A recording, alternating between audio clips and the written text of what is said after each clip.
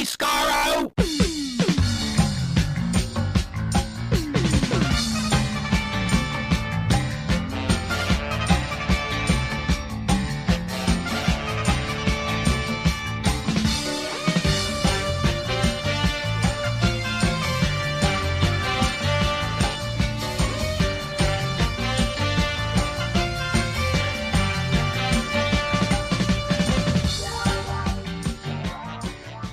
Hello, everyone. Welcome to Radio Free Skaro, episode number 844. I am Stephen in Edmonton. Warren in Vancouver. And Chris in Edmonton. We're in the heady days of no Doctor Who news because, you know, we're only less than a month away from the penultimate episode in the current Doctor's run, and indeed the current era of production's run. Why would there be any Doctor Who news to talk about? Nope. Because it'll be an onslaught of it right before. Oh, right yeah, after, yeah, like literally 6 days. We'll probably get maybe the Friday before Graham Norton will have Jodie Whittaker on or something like that. It should be like 6 months pregnant or something. But maybe not even, because she'll be 6 months pregnant. She won't be there, and they'll have, I don't know. Time to get Bishop on there instead then. Maybe, well, he's off busy doing his comedy tour and everything. So it feels in a way like, you know, like remember when the RTD era was sort of winding down and like we had David Morrissey doing the press for the next Doctor? Yes, because David Tennant was off doing Shakespeare, so like poor David Morrissey had to like both tempt viewers to say that he might be the next Doctor while also selling the entire episode on its own. It was very odd because everyone's moved on, because David Tennant was done making Doctor Who at the time, and Jodie Whittaker now is done making Doctor Who at the time, and so like there's and has been for 6 months nearly. Yeah. And now she's making a human being, so she might be a little busy to do a promotion for this sort of thing, but who knows? So anyway, well, the reason I bring this up because this is why we do classic series commentaries, folks, so we can fill the void with nonsense from 1975, which is basically written on Chris and my birth certificates. I was going to say, nonsense from 1975 from your and my taglines. Yep. Episode 1, Planet of Evil commentary. Classic series. You listen, for those who haven't experienced our commentaries, like it's a laser light show or something at the Jubilee Auditorium. It's about as relevant, actually. Yeah. You probably don't have to watch. It's extremely close to what we're talking about. You know, we stay relatively on topic and through the mark, but we don't sort of just, it's not a reaction commentary, it's a commentary. We comment on things and talk about Doctor Who and nonsense and things, and we have fun. So we hope you do too. That's at the tail end of this episode. This past week was Red Nose Day. Usually Doctor Who has had some sort of a foothold in the Red Nose Day, like be it a skit, be it a mention, be it some little something. But there was for the same reasons that I mentioned just now, no one's really, we're in between regimes, so to speak, and so we don't really have a current Doctor Who in production. So we thought that perhaps there would be no actual Doctor Who related content on Red Nose Day. But then its timing, its timing is such that they could have put a trailer for Sea Devils in there, maybe. That's not really fitting with Red Nose Day. No, it's more of a children in need thing, isn't it? Kind of. Yeah. But timing wise, like I say, it could have been done. It could have been something. Yeah. But anyway, yes, we got a throwback to 1985 instead. Yeah. Well, so Chris set the stage, because there was a special segment of QI that happened during the course of Red Nose Day, which ran for like 4 minutes. Yeah. Yeah, but you're a fan of the QI, so you know the whole format and stuff better than been to a taping. Yeah. Yeah, indeed. Yeah. Well, it's just a panel show, questions and answers and points and all that kind of stuff, just with a comedic twist. I mean, that's dramatically underselling it, but so I don't know what I'm setting up here altogether, but a car crash of a disaster. That's what you're saying. I think, given Red Nose Day as a charity appeal, which they got, I think it was just over 40 million by the end of the main broadcast. That's awesome. They said. Right. David Tennant co-hosted as well. Yep. Part of it anyway. For the QI segments, like I said, it was about 4 minutes, and the question was, what was the worst charity appeal in history or some such.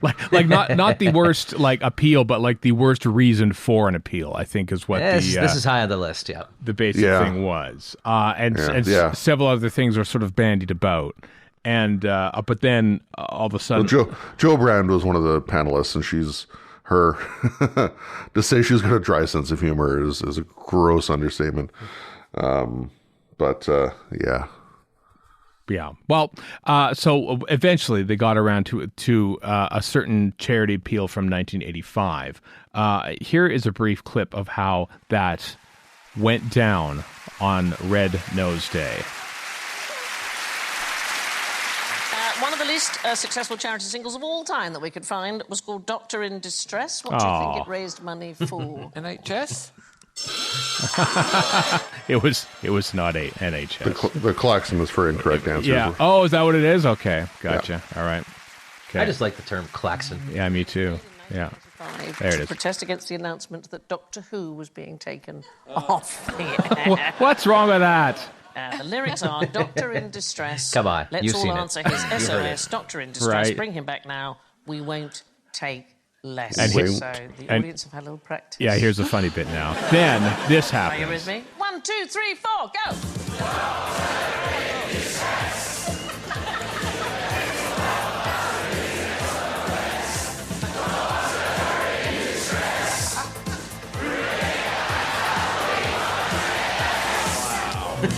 That is quite the cacophony there at the end. It was the worst timing ever. It's bad but is timing. it any worse than the original? I'm not sure it is. I don't know, but the fact that like on BBC, there were fewer people in the original. On BBC One on a Friday night, there was a sing along for Doctor in Distress. I like how part of you is offended by this. About something from 40 years ago we all recognized at the time was terrible. No, I find it hilarious. It's funny, Emily Cook from Doctor Who Magazine, who of course is on this podcast every 4 weeks, was actually in the audience, and they were asking like people in the audience, like, give us ideas of what the worst idea for a charity single was. And she thought that, well, this is going to be an obscure one because they won't know what it is, but Doctor in Distress. And of course, that's the one they chose to sing along to. So it was her doing. No, it wasn't her doing. I think it was already in the works, I think, because they were already planning the sing along. Or it was a pick from this list of. I don't know. Maybe next time Emily's on the show here, I'll have to quiz her on that. We need the inside poop. Inside poop really on how Doctor in Distress probably had its most listens in one fell swoop right there. So there you go. That's what happened on Red Nose. That was Doctor Who's contribution to Red Nose Day as we wait for anything. We're into this cycle again, folks. We're into the no trailers, no nothing news for a new episode coming up. So that's grand. 2 episodes of Star Trek drop in the same day, and we're still waiting on like an extra image, a trailer for the show that's coming in a month. But yep, it's only been 2.5 months since we've had anything. Yeah, well, here we go. Harkens back to the glory days I'm of pining for something. I'm not pining for Star Trek, even though there's new stuff next week. I'm not really pining for it. Well, and I like Picard this season, so there you go. Well, the first episode of the American Song Contest comes out on tomorrow. That's your version of Eurovision. It's the American take on Eurovision. Oh dear! This reminds me of when the Americans tried to remake Iron Chef, and it just doesn't work. It has to be Japanese Iron Chef because nobody does insane nonsense like the Japanese do. Oh god, the Japanese version is just far and away better than anything that's ever come since. Exactly, but the American version was not bad. But it was. The American Song Contest is actually done by a bunch of Swedish people who know what Eurovision is supposed to taste like. Fair enough. I'm just saying, like, I don't even in fact, I actively despise Eurovision, but I do not trust the Americans to get this right. There's a certain amount of proper it's the Swedes doing it. Yeah, but even still, the Americans will find a way to dilute it. Oh, they will. They'll find a way. But they have acts like Michael Bolton Trust me. Trust me on this. You will watch it and you will say, that could have been better because the American executives got their slick mitts on it. Yep. It's on NBC, so it's mainstream, so probably. Yep. It'll be right. We'll find out tomorrow.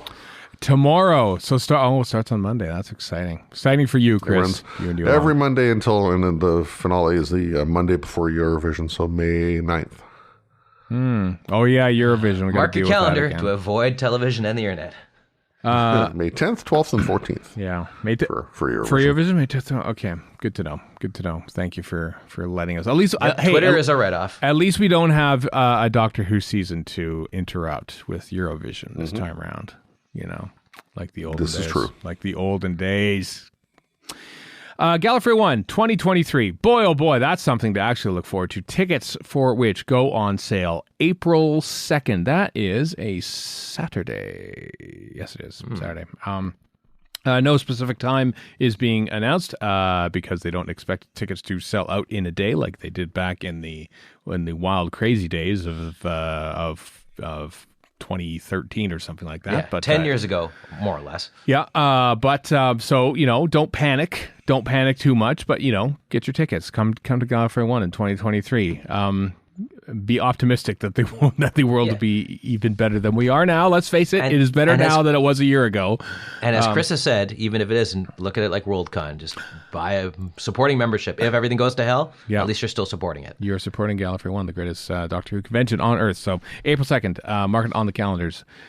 For tickets to Gallifrey 1 2023. No guests announced yet, but that hasn't been the case for several years. They sell tickets first because it's just going to be an awesome get-together. So you don't even need to know who the guests are. You're just going to want to go. So if you can manage it, and if you feel safe to do so, I recommend it. This past Gallifrey 1 was a blast. It was a much-needed respite from the whole soulless hellfire that we've been in the past couple years. Yeah, that's a good description. Soulless hellfire. Yeah.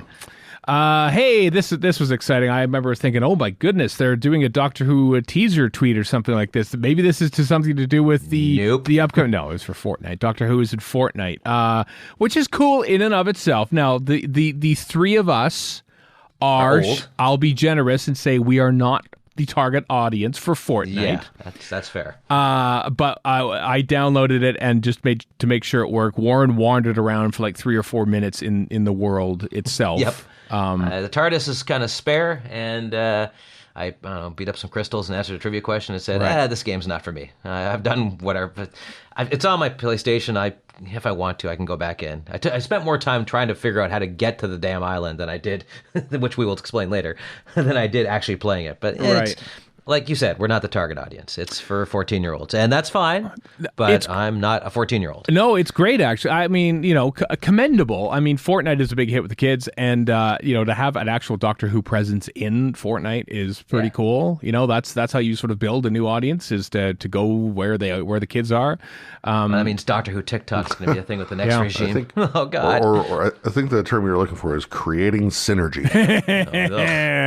No. Wash your mouth out, Chris. But there's like a Doctor Who museum there. We can look at exhibits and stuff. Like I just watched the 2-minute video a little bit to think these are the things that maybe if I have some time on my hands, I'll wander around it. Now, so I don't know how long it was, like 2-3 years ago, I set up a Fortnite account because I just wanted to see what the big deal was. And I remember sort of like I created my character, I parachuted in. It took 2 minutes for me to parachute. Chop some wood. And then no, I didn't even get that far. I just got killed. Someone just immediately killed me with this giant battle axe. I think, well, that was no fun. And so I stopped playing. And so I already done all that setup. And I thought this is still what Fortnite is, that I'd go and land somewhere and I'd have to immediately be killed by someone with an axe. But you can create like a private session, which is you or just you and some friends. And you wander around. There's like Doctor Who stuff going around there. I was like, I don't know how to do that on my PlayStation because the UI is pretty unintuitive as far as I'm concerned. It took me forever to find out where to put the damn code in. But nobody was attacking me. It seemed like on this little Doctor Who island, people were just kind of wandering around. Well, that's good. I think later on you probably do get attacked by people, but at this point, no. Oh.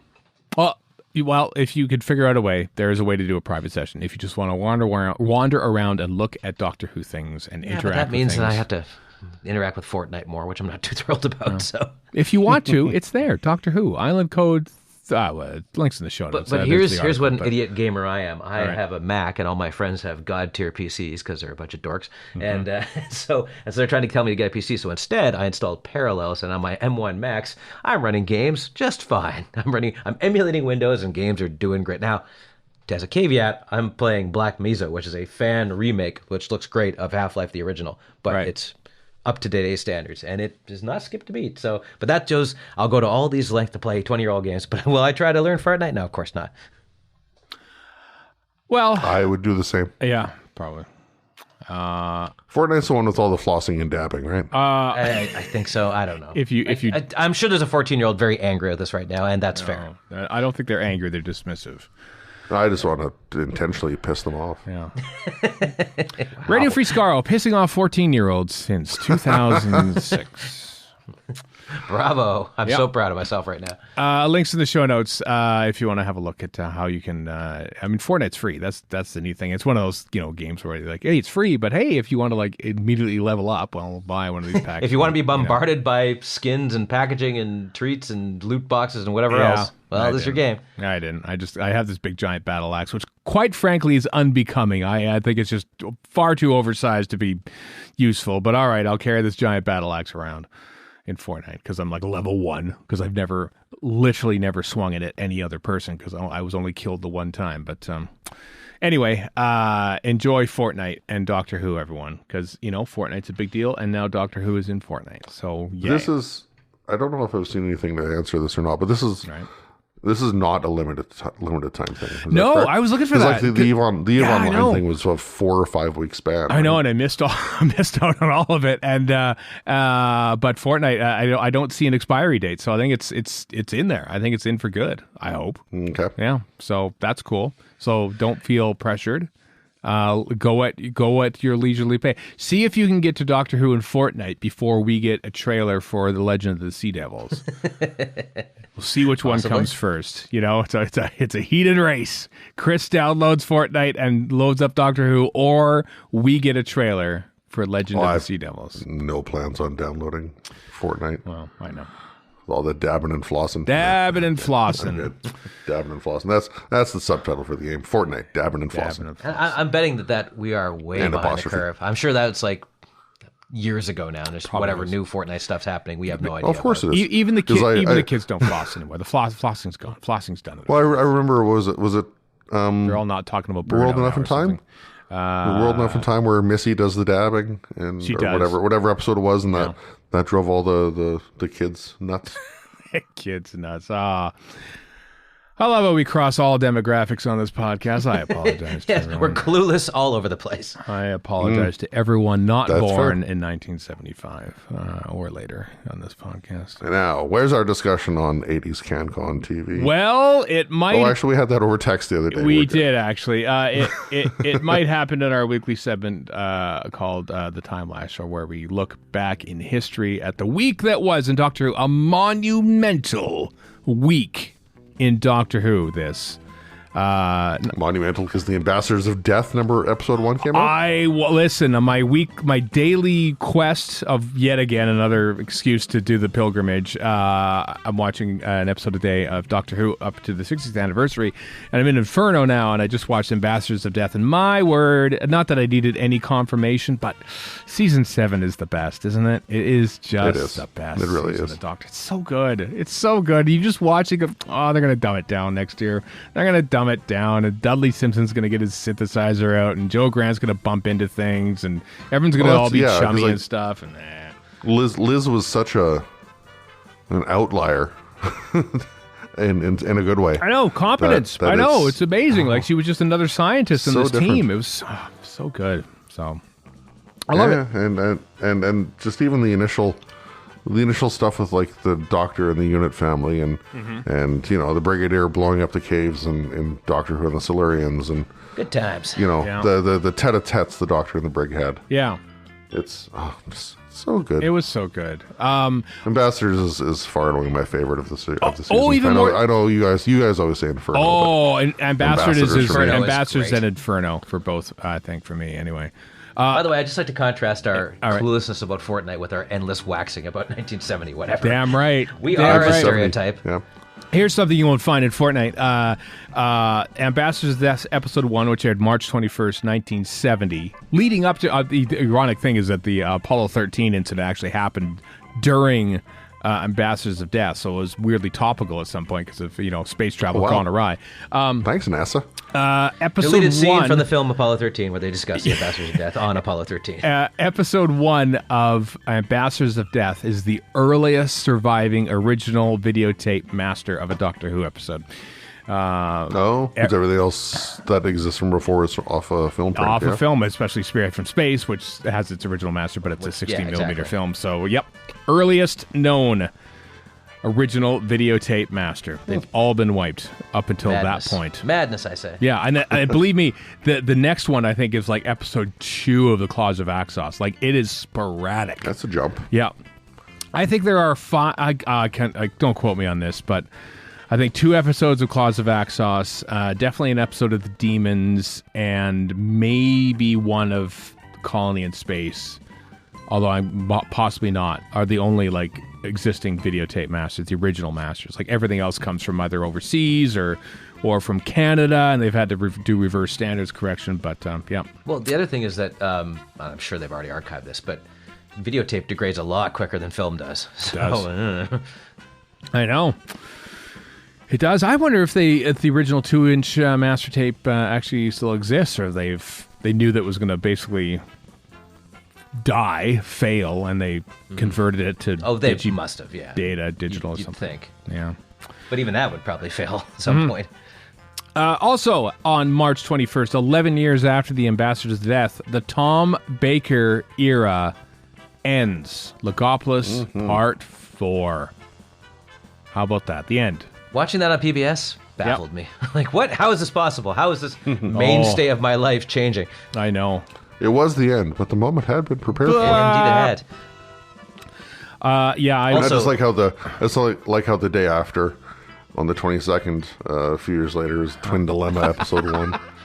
Also, not to spoil Picard, but they make reference of a character which they haven't explained who it is, called the Watcher, and I'm like, I am in the back of my head. I'm like, it's got to be Peter Davison, swathed in white. It's got to be him. I know. I keep expecting too. Come on, just do it. Do it, Star Trek Picard. Do it. Yeah. So anyway, Logopolis Part 4 aired. Yeah, it baffled me. I was terrified. I was like, what just happened? No. The Doctor Who is Tom Baker, and that's it. And he can't just have died. And this new person who I've never seen before is suddenly Doctor Who. That doesn't make sense. I was very offended. I would know. I'm baffled more than offended, but I was very. It was a moment. It was a moment for this this young precocious child. Offended like a 14-year-old listening to us talking about Fortnite. I was going to say, much. like, you were probably the exact age that somebody would play Fortnite now. But Pretty much. Before we get to Twin Dilemma, because that is worthy of some discussion, the only good episode of Time Flight, episode 1, aired on March 22nd, 1982. Because it actually Is that called Damning with Faint Praise? Yeah, it is, because it actually feels Yes, like it it's is. going to be a good episode. There's location film, there's Concord, and then literally at the very end of the episode, they get zapped back to BBC Videotape. TVC Studio Center 7 videotape, and it looks like utter crap. Even And as it does not pick up from there. it's not a good story. Time Flight. Do we get Khalid as the cliffhanger, or is that No, that's 2. That's episode 2. we see him in 2? Okay. Yeah, that's episode 2. I think he's only Khalid, the offensive Chinese stereotype, In the first 2. in the first 2 episodes. Because the episode 2 cliffhanger is Khalid melting. Yeah, and they shoehorned an Adric cameo in there so that the Radio Times would have to publish the fact that Matthew Waterhouse is still in the show. Yeah. So that All Earthshock to wouldn't hide be that spoiled. Earthshock kills him off. Yeah. What a- I am going to use Yeah. the term shoehorned and Adric just for general purpose. I really shoehorned an Adric on that one. Yeah. Yeah. So that was fun. Time Flight. But yes, Twin Dilemma. My word. Twin Dilemma Parts 1 and 2 aired over March 22nd and 23rd, 1984. The beginning of the Colin Baker era. Twin Dilemma. Have we done a commentary for Twin Dilemma? I don't think we have. Not yet. No. I don't what a want shame. to. So that answers your Not question. yet. I do. I was oddly enough impressed enough by it at the time, but I don't know why I should have been. I like Colin Baker. It really is terrible. Well, I like the Doctor. I thought the music was dumb. The slug was dumb. The bird people Kill were children dumb. should be murdered, frankly. Yeah, the twins were dumb. But Lieutenant Clubber Lang, he was okay. That's true. Did you call him Clubber Lang? Was that a Rocky reference? Rocky 3 specifically? That took some work. Apparently, just in looking it up, the DVD for Twin Dilemma for us in North America came out in January 2010. Right. So that's probably the last time I watched this was January 2010. Oh, you're missing out. You're missing, not really, but is he though? Yeah. I don't know. It's appalling. It's really yeah. You when you can't get past Steven's sunny optimism, you got some problems. It's it's bad. I like it because I like all Doctor Who. But it is, in my opinion, the utmost hubris that I think Doctor Who has ever had. In that end of time. Yeah, because for several reasons. A, we thought, hey, you know what? We don't know what we had with Caves of Androzani and how good it was, that we're following it with this pantomime nonsense. So that's one. Two, we're going to make this new Doctor completely unlikable, and you're just going to have to wonder if you like him enough for the next 9 months that the show is off the air. And C, it's like they had no clue that they were about to be canceled by Michael Grade. And they still say, we could put anything on for Doctor Who and we will get away with it. And quite clearly they couldn't, because in a year it was gone. Until the fans brought it back, thanks to Doctor in Distress. You tell me, QI, if that was an unsuccessful charity record. Well, we got it back, didn't we? Boy, you have egg on your face now, QI, don't you?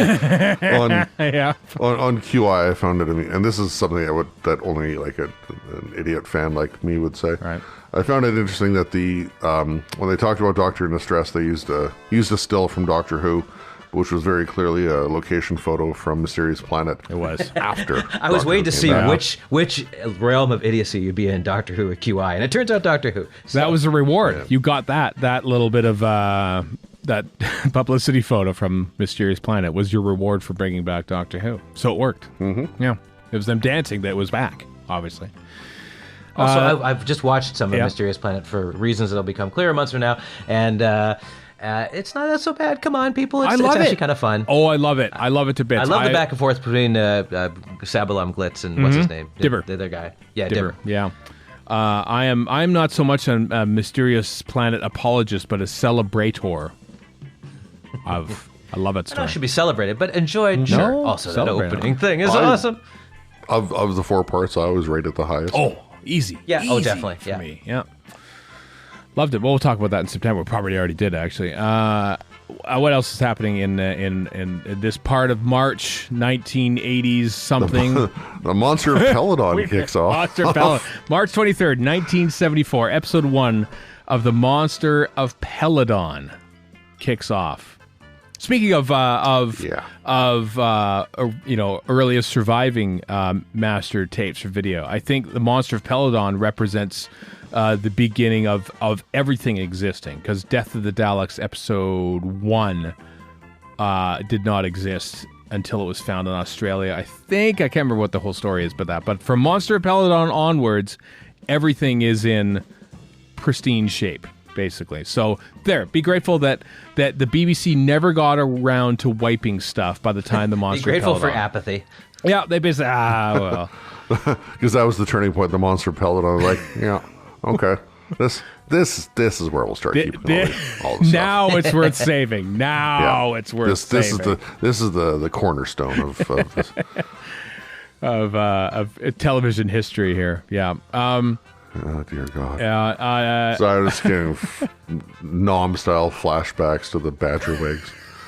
Badger Wigs are the best part. Watching the extras be very bad actors is my favorite part of the Monster of Peladon. Oh, that was one of our earliest commentaries. Like, yeah, that's where Ruprecht came from. That is where Ruprecht. I totally forgot about that. Yeah. And I created Ruprecht. That was RFS like 98, 99, something like that. Early commentary days, folks. Early commentary days. We had fun. Don't now understand it was like 2008, 2009. It was, yeah. We've grown. Upon further reflection. We've grown. It's a bit problematic, but okay. We've Great grown. name, though. We've grown as humans since then. Just, I think we all have. Just the difference between most people and us is that all of our mistakes and growing points have been recorded and released for posterity. So At the time, we thought nobody would listen, and we were right. we were right. On the flip side, 11 years later, we do get Revelation of the Daleks, episode 1. Damn right.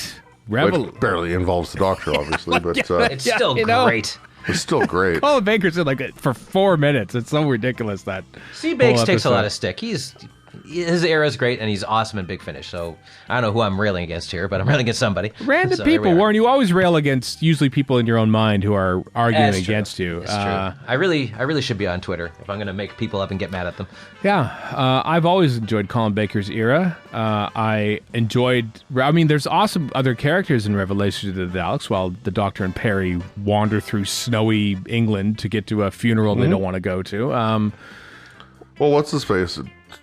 Tarker? What the character Tarkus. name? Tarkus. It's great. Which one is he? Is he Because there's Lilt and Tarkus. Is it Lilt or am I Lilt thinking of, or and Tarkus? Because there's Joe Bell is obviously quite good. Yeah. Hugh Walters, yeah. And there's Eleanor Braun as Kara, of course, that little double act. Yeah. Orsini and Bostock. Orsini and Bostock, Those guys absolutely. are great. Trevor Cooper and Colin Spall as Takis and Lilt. That's who you're thinking of. Yes. And that awful woman, what's her name? Tassin Beaker. I always thought she was terrible, actually. I thought she was bad, legitimately bad. But that was the Jenny whole point, Jenny wasn't it? Thomason. Yeah, she wasn't good. Where do you rate her versus the other famous Jenny Laird?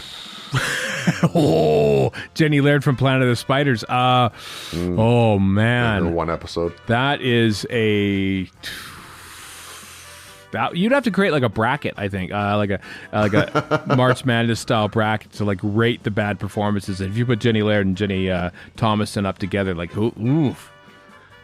Yeah, here's my question. Think about Which that. is peak Eric Sayward cruelty? This or Attack of the Cybermen? Oh, I think it's this. This is more cruel, I think. Or Resurrection, even. It just, I remember being both delighted and appalled when what's his name, Joe Bell dies and his rug comes off. And I'm That's like, right. That's cruel but funny. Yeah. Very cruel but funny. I think it's Very this. on brand. I think it's this is peak Eric Sayward because Resurrection is a lot of Eric Sayward, smoking and yelling and everything else. But this one throws in his disdain for the current Doctor. And as well, True, yes. by keeping him firmly on the sidelines until the very end of the episode. So yeah, This is also very forward thinking in that basically it involves turning an entire planet from a meat diet to a vegan diet. that's true. Instead of eating corpses, they eat the flowers that grow there. Yeah, that's true. Kind of an Vegan easy pick, honestly. So, A little bit. Let's see. For some reason, the March 24th remains only the Frontier in Space, which is a great story. Maybe that's why other people who are scheduling Doctor Who over the years say, you know what, let's stay away from whatever date that is because Frontier in Space needs to stand on its own on March 3rd, 10th, 17th, and 24th. Next week it'll have some company, but episode 5 aired March 24th, 1973. March 25th was the Macroterra and the Sea Devils, but we're skipping ahead to March 26th, which is a vital day for two things. One of them not on this list. The big one, of course, is March 26th, 2005. For everyone who didn't BitTorrent Rose when it leaked earlier in the fools. month. And apparently today, March 20th, 2004, is when the BBC press release went out about Eccleston's casting. March 20th? Mm-hmm. Wait a minute. March 20th, 2004. I don't know. Saw somebody Did it on Twitter really? post like a screenshot of the BBC News archive of the Oh, time. I didn't know that. For some reason, I thought it was in July or something like that they announced him. Oh, wow. Apparently it was March 20th, 2004. Well, so how about that? not on the Timelash. No, March 26th, about just under 11 million people watched Doctor Who Rose, the first episode of the modern series, back on Saturday. It's 26th is a Saturday as well.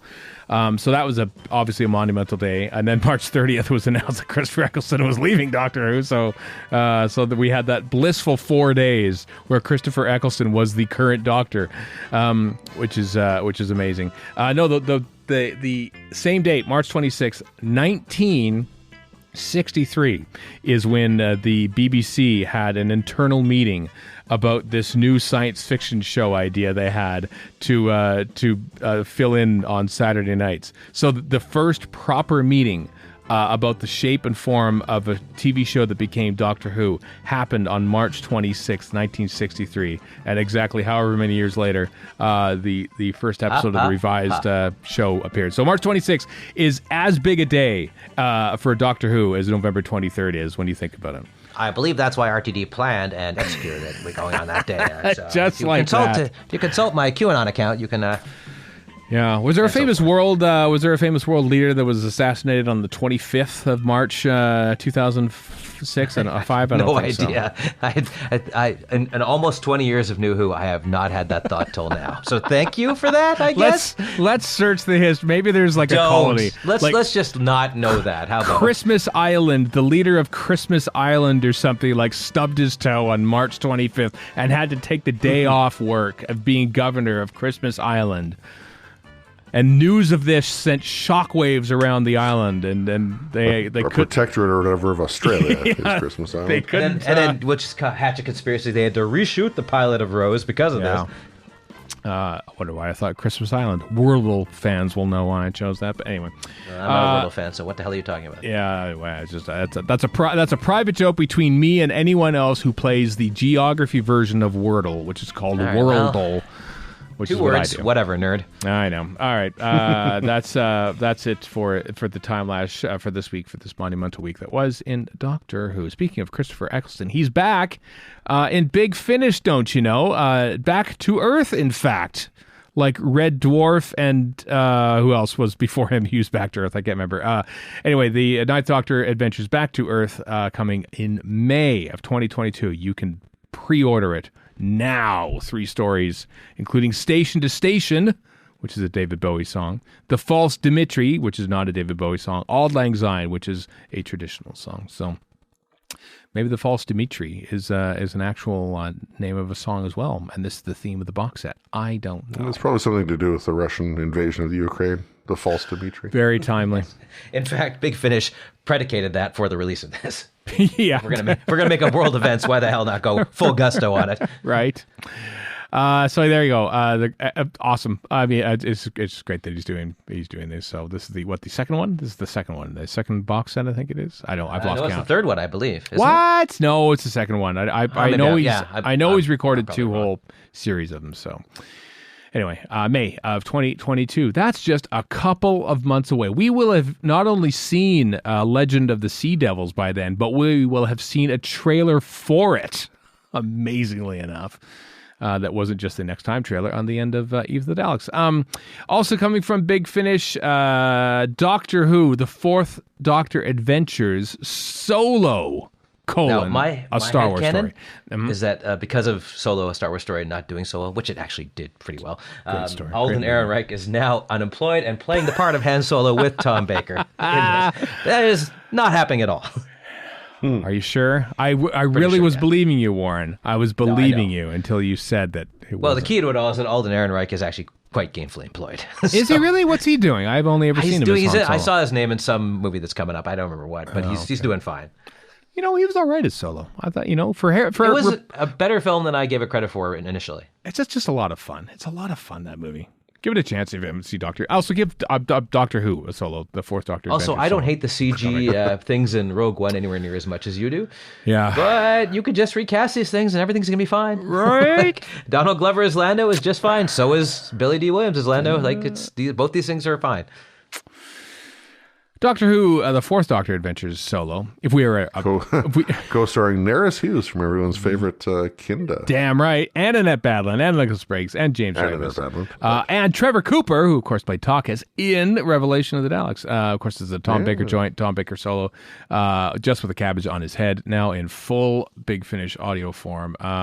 It's out now. You can get it. You can get it from bigfinish.com. So that's pretty awesome that Tom Baker is doing some stuff. This is like the first proper Doctor Who Fourth Doctor set in like a year or something. It's been a while. It feels like they're always come out. Yeah, but anyway, you can get it bigfinish.com. Doctor Who solo, Tom Baker. Tom Baker is awesome, by the way. I don't know if anyone else needs to hear that, but it's... in general, absolutely. Yeah. Mad as a hatter. Should be a knight of the realm, Sir Tom Baker. But he isn't. For services to Big Finish. Yep. Actually, maybe that might be right. A couple of notes before the beginning of our commentary here. Doctor Who Series 11 and 12 trading cards are coming in on May 18th. You can buy trading cards. There's even some of them are autographed and everything. It's not exciting. NFTs. No, I repeat, not NFTs. Actual paper cards. Oh man, imagine that! Actual proper Doctor Who trading cards. I have some from the 1990s in a box. I bought a box of them. And I have them, and I should look at them again because I'm curious as to what they look like now. That seems like the kind of thing you'd forget you have until news like this comes up. It's exactly what happened, Warren. You witnessed the creation of that event in my mind. But I did. Yep. But yeah, links to the show notes. You can buy. We have one shop that you can buy them at, but you can buy them probably lots of places. But if you're into collecting the old trading cards, Series 11 and 12, you can get them starting in May 18th. And the last bit of news, the Terrence Dicks Award for Writers is a thing now that the Doctor Who Appreciation Society is putting together to award, obviously, for writers. For those, the award will recognize those who, writing across screen, audiobook, and magazine, have contributed to and enhanced the worlds of Doctor Who. The inaugural award will be handed out by Elsa Dix, Terrence's wife, at the Capitol Convention, which is sold out, which is happening at the Crown Plaza in London on April 2nd and 3rd. So, good job to us. Good job to us for honoring another titan of Doctor Who, Terrence Dicks, who, of course, died in 2019. And has had many contributions to Doctor Who over the years. So, hooray! Hooray for Terrence Dicks and Dwas and all that. So, all right, folks, thanks for sticking with us for that 42 and change minutes of nonsense. But now it's time to dip back in to the past to have a commentary, a classic series commentary for Planet of Evil, Part 1.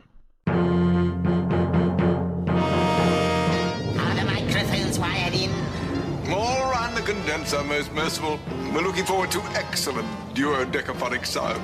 This is the moment when I get a real feeling of job satisfaction. Welcome back to the Doctor Who Classic Series Commentary. It's Planet of Evil, serial code 4H. The 4H Club is what we'll be today.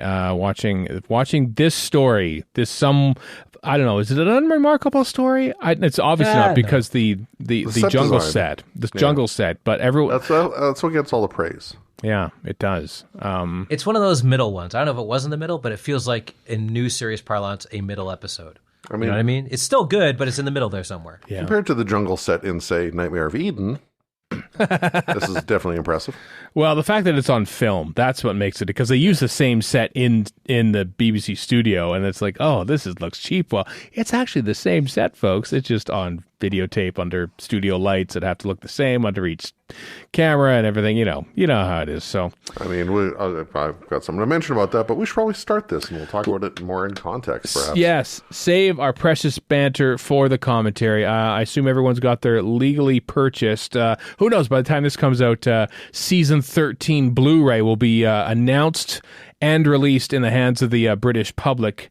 We're recording this in early to mid-January 2022. We don't even have season 17 available for us to buy or pre-order, but there is also no actual future Blu-ray announcement at time of recording. So that was either a wild guess or a wildly correct guess. Also available on NFT. That might be also, maybe NFTs will be no longer a thing once this. I really hope not. Yeah, that'd be awesome. Do I have to give up on Doctor Who? Because that'll make me do it. Well, that would be amazing if NFTs were gone. I do not want to see Bored Ape style art with like Tom Baker or something. Yeah. Oh God, what have I done? What have I done? I've inspired some idiot to do it. Listen to the dated references already. We haven't even started. All right. It's Planet of Evil, everyone. It's part 1, and we're going to press play in 3, 2, 1, play. Good old time tunnel.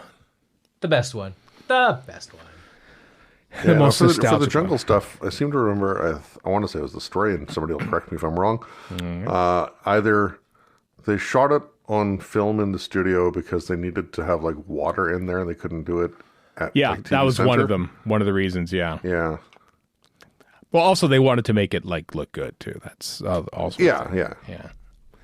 Or either they wanted water so they shoot it there, or they shot it there, and as a result they could use water, something like that. Yeah, it was an added element. I think Roger Murray Leach, one-time Radio Free Skaro live show guest Roger Murray Leach, but received the studio version. Or is that now. just James Aitchison? That's James Aitchison. There's the set right here. So this set here is what we're looking at. Is the actual set that we will see in Ealing Film Studios. But this is the cheap BBC Video studio taping it, version. Yeah. Still very imaginative plants, though. Everything's imaginative, but it really gives you an indication of how, if like for instance, as much money as they spent on Star Wars and Empire Strikes Back and stuff, the fact that it looks good on film is because it's lit for each shot. It's you can edit around any impurifications and stuff. Here we're basically looking at one continuous camera shot of cheap looking sets, and so we get to see the set both in its cheap looking stage. Under Look at that CSO-ery. Yep, under video effects, and then we can also see it in its expensive stuff. I would love to see a multicam. Well, in a way, we kind of do. We see the Star Wars Holiday Special. We see what Star Wars actually looks like. In a multicam garbage, garbage, which is its only saving grace, actually. Yeah, according to the TARDIS wiki thing. Roger Murray Leach purposely designed the jungle the way he did so it didn't look generic like on Star Trek. Yes. That's what he said in the making like, of. You think of Star Trek sets and, hey, Freddie Yeager. Yeah, Freddie Yeager. With the LAX Marriott ice bucket there, which is bringing... Yeah, because they're all abstract. Like, I remember a lot of, just big... this is the red cyclorama planet that we're on today with, weird rock formations in the distance. It's all heavily, lit, backdrops on a soundstage. With crappy rocks, etc. Because they never went on location in those days. Warren, I believe that's an actual geological formation. Warren, I trust you recognize Frederick Yeager as your favorite Professor Marius from Invisible Enemy. Yeah, that's K9's father right there. I did not recognize him as that. He also plays Jano in the Somewhat Savages. Here. A little bit. Freddie Yeager. Yeager, the character of Yeager in The Mutants? Yeah, is named after Frederick Yeager. I did not know that. Yeah. So were the Yeagers in Pacific Rim. Getting a real no, that's not true. No. Getting a real Sam Neill late career vibe off this dude. Soon to go to his death. I was gonna say Dennis Carey makes a early. hopefully not Sam Neill, but may he live for many more years. Apparently, this guy is in The Demons and also Frontios. Apparently, this cat here. He opened every episode of Monty Python's Flying Circus. I just watched an episode of Monty Python's Flying Circus because I'm reading a book about editing called Cut to the Monkey, and every single editor says Monty Python was an inspiration. They're all of a certain age, as am I. I love that Cut to the Monkey. But I'm watching, Peter and Gabriel it's still song? funny, but it is definitely slower than I remember it being. Yeah. Also a little more homophobic than I remember it being. Oh, yeah. Here we go. This is it now. This is the set. It is a shame as I watch this DVD rip that we have here of this, the NTSC DVD rip, which isn't the best quality, even though it is the best quality I could find. I wish that the original film negatives of the Ealing Film Studio stuff existed so that you could really up-res this to 4K when the Blu-ray comes out, because it would look fantastic. Look at this. Look at this. That's Dagobah right there. They made Dagobah like 5 years before they made Dagobah. You know what Dagobah needed? More of these zooms. Yeah, that's true. It's like, here's this shot. This is the best shot right there. Like, that looks That's proper. basically, I'm surprised Darth Vader hasn't shown up with Luke's face.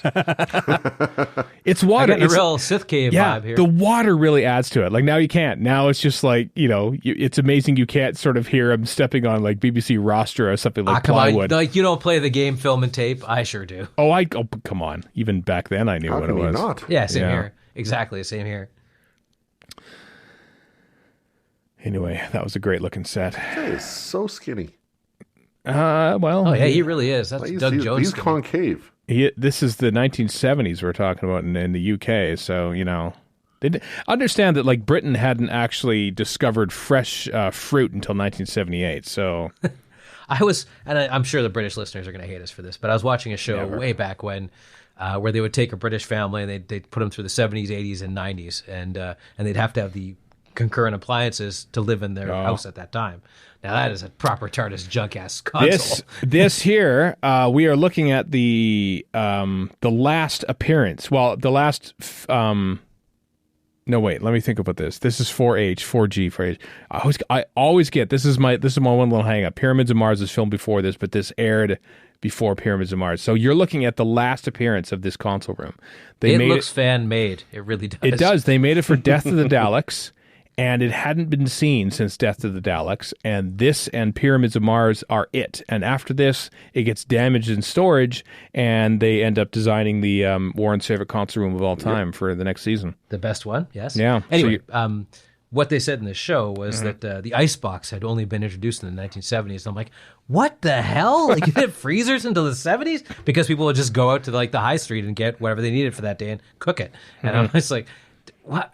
I couldn't wrap my head around it. I was like, I'm sure that freezers have been around in Canada at least since the 50s. I might be wrong about that, but we weren't around in the 50s. But that's true. My mom grew up without plumbing, basically, right? And a coal stove, so who knows? That was in Saskatchewan. Basically, food preservation advanced at about the same rate as like videotape preservation. Like, they were doing live TV until the late 50s, and then they finally, out of necessity, had to start videotaping to play them back later. And that's kind of what food was too. We could eat it live. Both of them is equal importance. Equal importance. Food or TV, same thing. What's on, Dad? It doesn't matter, son. You can't hear it because maybe you can hear it. We can't hear it because we're watching this with pretty much no volume. But these lines are all overdubbed. This is the one problem. That's not a surprise. Yeah. The design of the forest. I mean, you couldn't have put in a boom mic. Yeah. And it predates the microphone packs that... I'm always curious. Maybe, Warren, you're a little more active in current TV production, but... We'll see. But where, like, people wear, like, microphone packs on their person when they're acting, but, like, where do they clip it to not, like, rustle against themselves or their clothing and stuff and still have it not be seen? Sometimes they'll put it in their hair. Yeah, in their and also, hair. A lot of the time, you're not going to have a mic clipped onto them. No. Unless it's a long shot or whatever, or you're going to have it in addition to a boom and everything else, right? You're definitely going to have. If you see a long shot, it's probably going to be ADR in the first place. Right? No, well, you know what? I mean, I'm thinking of The Thick of It, for instance. Everyone in The Thick of It had essentially had a microphone. Oh yeah, I bet you they would, but then they'd also have backup of that, and they'd also do ADR. They did. No, they didn't. Not The Thick of It. Not the way they were shooting it with like two cameras and running off. And they each had, and you could tell there's a certain closeness to their dialogue. But it's certainly not ADR. Just saying they could probably use it primarily, but you don't make a show like that without some backup. Right. You just don't. We're talking over the introduction of Prentice Handcock. I couldn't tell which one you were guffawing over Hancock's. 'Cause we haven't seen Michael Wisher yet. Just by What I want to know is, I was thinking about this today. These outfits are so stupid. Like, they're really impractical. How stupid are they? Yeah. Well, they just don't make a whole lot of sense. What movie? Because I was thinking maybe it's Forbidden Planet. Like, was the one where That's the funny. puffy sleeved thingy showed up? Right. Like, because it was sort of a 50s thing. That whole look with spacesuits. It's interesting you raise that point because this episode is actually inspired by Forbidden Planet, There you go. the movie. I wonder if that's sort an, of, yeah. But I wonder if that's an actual conscious that was homage. just a common thing, like on pulp magazines in the 30s. So, like, where did it come from? Because, like, with superheroes, the reason they have the outfits they do is because that's what strongmen in the circus look like, which is what they were based on initially, right? Mm-hmm. So there's probably something predating these pulp covers, and that's where that comes from, like the puffy, this whole getup he's got on here, that kind of thing. And you can tell his rank because he has bigger shoulder pads. Yeah. There's Blinks. So Lewis it is the Mahoney. future, the 80s. Yeah, there's Lewis Mahoney. There's Graham Weston on the middle there. There's Ewan Solon. I've become Toby Haydock, by the way. I pick off actors now. All of who had appeared in Doctor Who. Solon was in The Savages, oddly enough, the bald guy, Wyszynski. Graham Weston on the right there was in The War Games, also directed by Dave Maloney, and Lewis Mahoney was in Frontier in Space prior to this. Who's the guy on the left? Ewan Solon, he was in Maigret apparently for years as well. He has both an early Apple Watch, if you look again, and a portable heroin pump. Well, it was the 70s and the future, so... True. Yeah. Those are kind of rad-looking guns, by the way. The guns are pretty neat, actually, I think. The guns look good, but they didn't put any money into visual effects for them. Well, They didn't have the ability. They didn't have the ability back then. They didn't have gallery... there was no post-production. We're still in the days of no post-production when it comes to video effects. Which I is was watching staggering. Sunmakers, and there was no, like, there's So just in- sound effects, and I was so disappointed. So in the cockpit of the ship All right. that we saw, like when we first saw the space crew, and you saw like the CSO thing that was in camera. Yes, it was. They lined it up. Oh, shoot. They would line it up with something else, and they patched it in. And it was done as live. And you know what? They're still doing that in like an Earthshock. If you watch the raw studio footage for Earthshock, and you should, literally all the little computer screen effects are all patched in live. Like if they could avoid having to do a gallery only day, they would. It's so fascinating. They're still doing this well into the 80s. You Because know? I mean, in certain ways, you're going to have efficiencies of just getting it all done.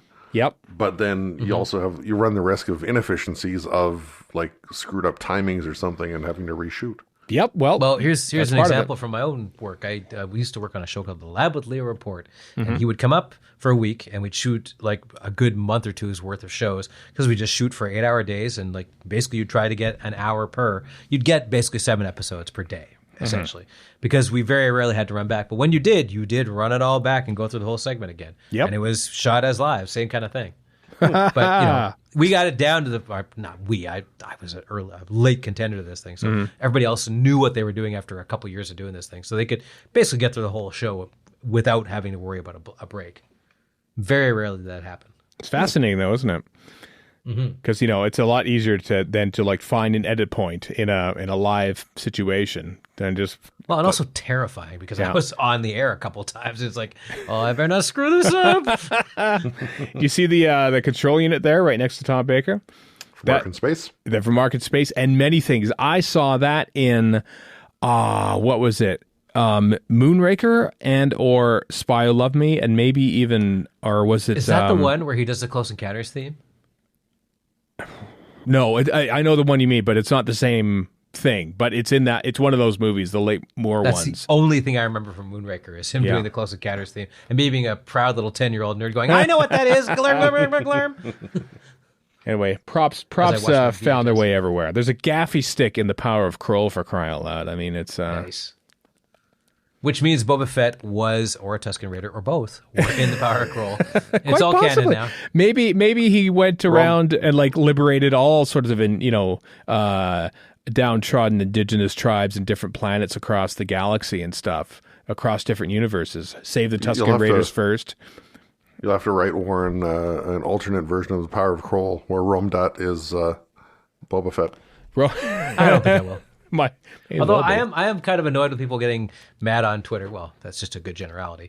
But people getting mad because Boba Fett is now a good guy. I'm not sure he is a good guy. He was treated well by the Tuscans, so he's going to be nice to them as I spoil episode 2, which I'm sure you should have seen by now. I'm just going to say, Those months ago. Boba Fett. Both names 4 letters each, 2 words. Last one ends with 2 T's.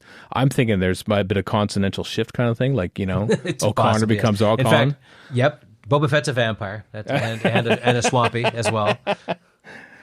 That's it. Also, just to completely go off my Boba Fett tangent, those computers with the lights there that they're looking at, I've always wondered, is there a guy who can actually read those lights and what they mean? But there were old computers, like Altairs had like little banks of LEDs, and people did know what those meant. It was like dip switches and stuff. So maybe that's what that is. Yep. Or maybe I'm being really charitable. Also, I'm talking about a bunch of old crap. Who's your favorite Prentice Hancock character there, Stephen? Honestly, it's a guy from Reboss. No, you know what? No, it's Jimmy from Spearhead from Space.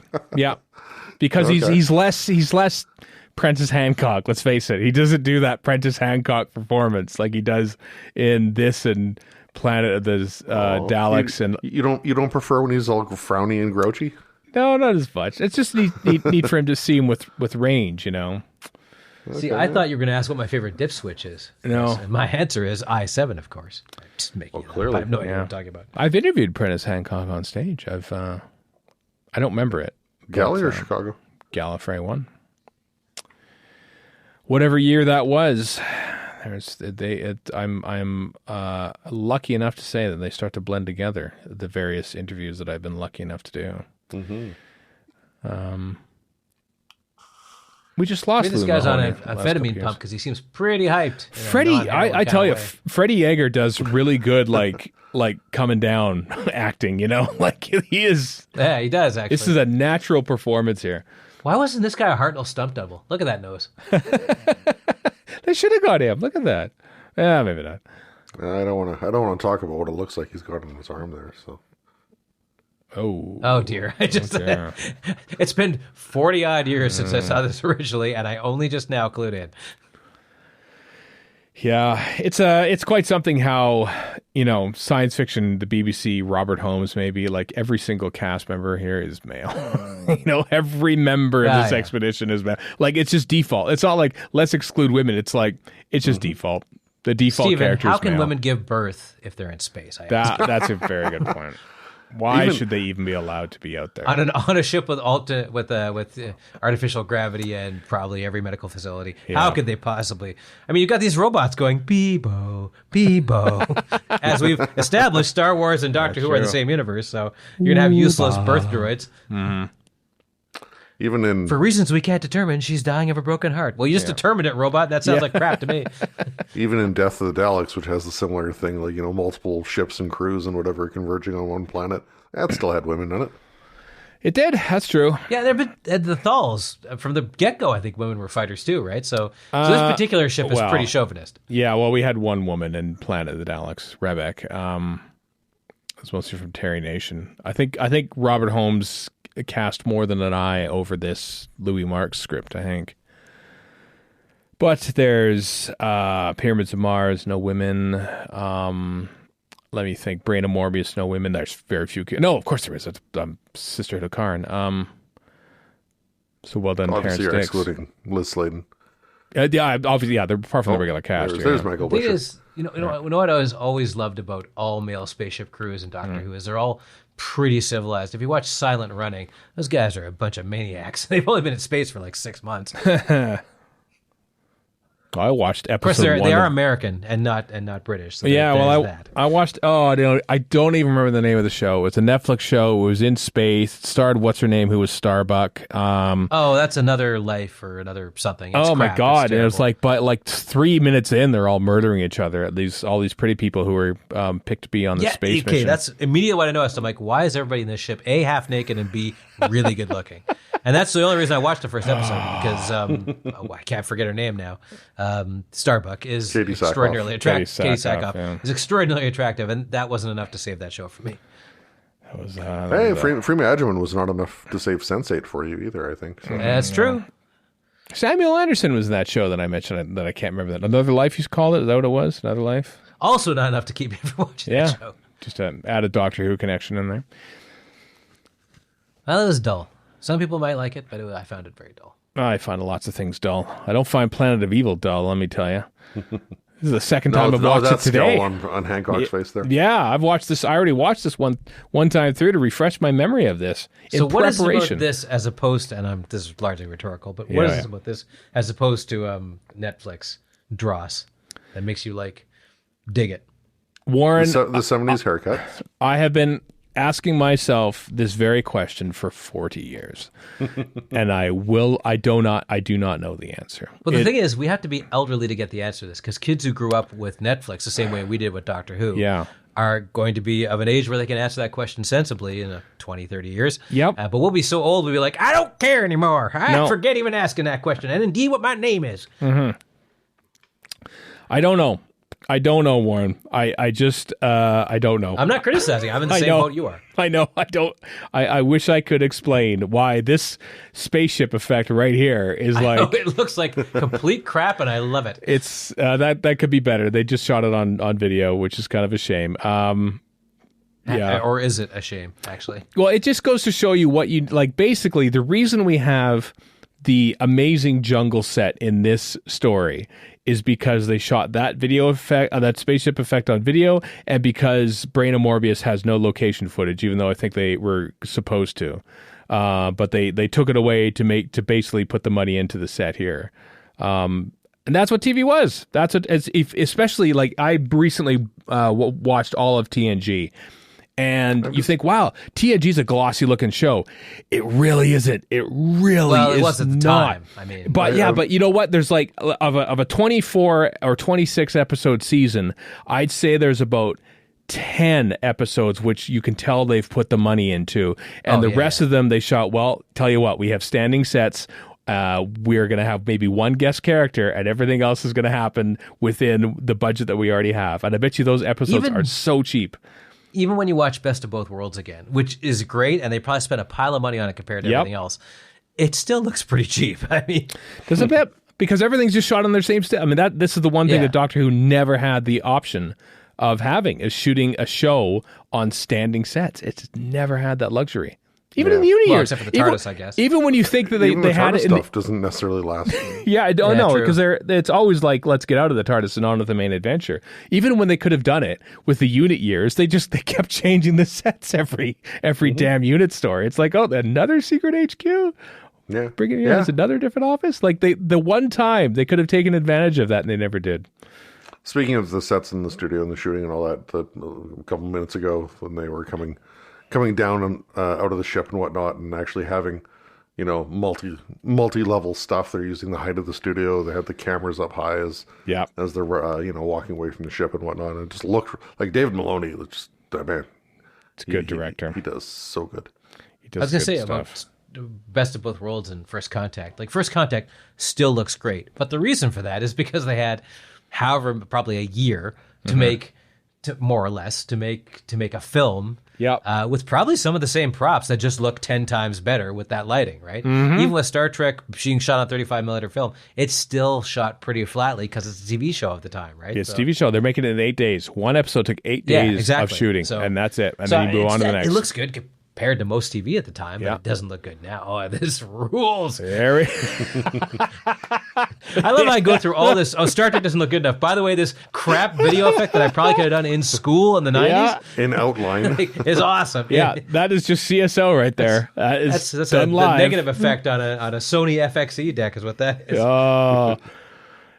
That is keying in another source, except only taking and then sort of keying out the actual source and just leaving the outline of it. I mean, you could do it in NLE in about 5 minutes now. Yep. I could probably do it, not too difficult. I'll cover myself I'll do that. I'm going to cover myself in a blanket, and I'm going to throw a bunch of red filters and a green screen, which I have, and wander around on it. Oh man. We'll talk. No, I can't possibly tell more tales about analog effects in the 12 seconds we have left in this. No, you're saving that for the next episode. I better save that for the next one here as we watch the hard work of these fine people in 1975. I criticize all these things, and yet you show me crap negative effects, and I'm like, yes, yes! It's top-notch technology at the time. Top-notch. Anyway, hope you enjoyed that. Join us next time for part 2 of Planet of Evil on our classic series commentary. Until then, I am Stephen in Edmonton. Warren in Vancouver. And Chris in Edmonton. So long for now.